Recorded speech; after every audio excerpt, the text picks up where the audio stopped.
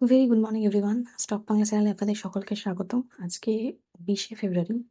আজকের জন্য Nifty ফিফটির support level 25,400, তার নিচে নামলে 25,200, 25,000 পর্যন্ত মেজর সাপোর্ট লেভেল রয়েছে, আর উপরের দিকে 25,800, 900 রেজিস্ট্যান্স লেভেল। ব্যাংক নিফটির ক্ষেত্রে 68,150, 100 এটা রয়েছে সাপোর্ট লেভেল, ইমিডিয়েট সাপোর্ট, আর উপরের দিকে রেজিস্ট্যান্স রয়েছে 69,280, 300 এই লেভেলটাতে। সেন্সেক্সের ক্ষেত্রে 82,250, 200 এটা রয়েছে সাপোর্ট লেভেল, আর উপরের দিকে 83,974, 84,000ই একটা মেজর রেজিস্ট্যান্স লেভেল রয়েছে। গিফট নিফটি সিগন্যাল দিচ্ছে আজকে গ্যাপ আপ ওপেনিং এর। গ্লোবাল মার্কেট অনেকটা নেগেটিভ, বিশেষ করে ফেডের মিনিটস অফ মিটিং যেটা, সেখানে আমরা স্ট্যান্স দেখতে পাচ্ছি হকি স্ট্যান্স। অতএব রেট কাটের সম্ভাবনা ফিউচারে নেই, সেই জন্য মার্কেটকে আমরা অনেকটা গ্লোবাল মার্কেটকে পড়তেই দেখলাম। এবার সেটার একটা ইফেক্ট আজকের মার্কেটে থাকবে। ইভেন আগের দিনেও তো আমাদের যে সেন্সেক্স 1236 পয়েন্ট আমরা সেন্সেক্সকে পড়তে দেখেছি, নিফটি 400 পয়েন্টস মতো ডাউন ছিল। তো মেনলি মানে মিনিটস অফ মিটিং এর এফেক্টটা আমাদের মার্কেটেও দেখা গেছে, তো আগের দিন আমেরিকার মার্কেটেও দেখা গেছে। এবার হচ্ছে আজকে মার্কেট কিরকম থাকে আম, সেটা ডিপেন্ড করছে। এবার সেক্ষেত্রে ইউএস আর ইরানের একটা গ্লোবাল টেনশন চলছে, কারণ একটা ওয়ার হবেই এরকম একটা ব্যাপার রয়েছে, কারণ military already ready, US military ইরানকে অ্যাটাক করার জন্য। তো সেক্ষেত্রে আমরা ক্রুডেরও দেখছি যে প্রাইসটা বাড়ছে, আর এদিকে আমাদের রুপি 91। তো ইন্ডিয়ার অ্যাকচুয়ালি দুদিক থেকেই গন্ডগোলের একটা ব্যাপার, মানে বেশি টাকা খরচা হবে স্বাভাবিক, ক্রুড তো আমরা ইম্পোর্ট করি, আর সেখানে রুপি যদি উইক হয়ে যায় ডলারের এগেনস্টে, তো ইকোনমির জন্য একটা ব্যাড এফেক্ট, তো সেটার একটা ইম্প্যাক্ট রয়েছে। এছাড়া ইউক্রেন, রাশিয়া, সেক্ষেত্রেও একটা পিস টকের কোনো ব্যাপার হচ্ছে না, সেটাও আমরা দেখতে পাচ্ছি। তো এটাও একটা নেগেটিভ এফেক্ট। তো গ্লোবালি একটা আনসার্টেনিটি আবারও চলছে।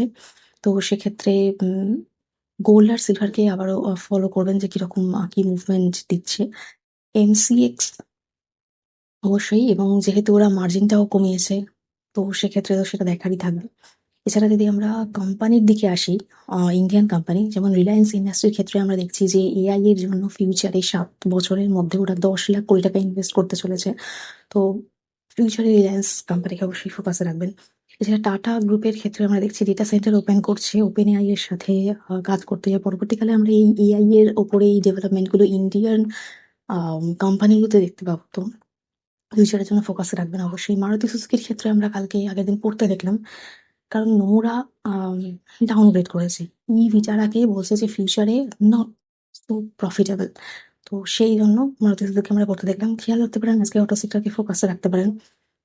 এছাড়া এইচইউএল এর ক্ষেত্রে আমরা দেখছি যে হিন্দুস্তান ইউনিলিভার 2,000 কোটি টাকার এক্সপেনশন করছে, মানে ক্যাপেক্স আর কি দিচ্ছে ওরা প্রিমিয়াম বিউটি আর হোম কেয়ার ক্যাটাগরিজ এর আরো আরো ম্যানুফ্যাকচারিং করার জন্য। তো ফোকাসে রাখবেন অবশ্যই। এছাড়া ব্যাংকের একটা নিউজ যে 48, মানে 4,800 কোটি টাকা মতো 12 মাসে পেনাল্টি ইম্পোজ করে শুধুমাত্র এত টাকা ইনকাম হয়েছে ব্যাংকে।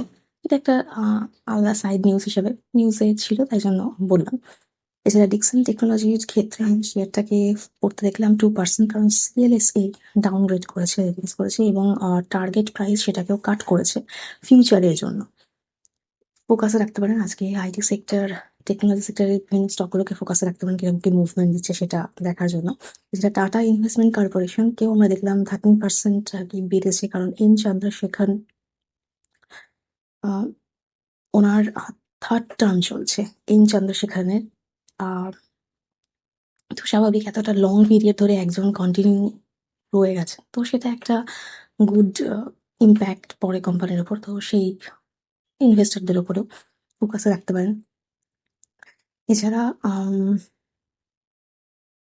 ফুডের ক্ষেত্রে আমরা তো ফুডকে বাড়তে দেখছি, তো সেটাকে ফোকাসে রাখবেন যে ইউএস আর ইরানের মধ্যে কি হচ্ছে, ওয়ারটা হচ্ছে কিনা সেটা ফিউচারের দিকে ফোকাসে থাকবে। এরকম কি হচ্ছে সেটা খবরের জন্য আপডেট থাকবেন। এবং তার সঙ্গে ইন্ডিয়ান মার্কেট মানে ডিপেন্ড করবে। তো আজকে তো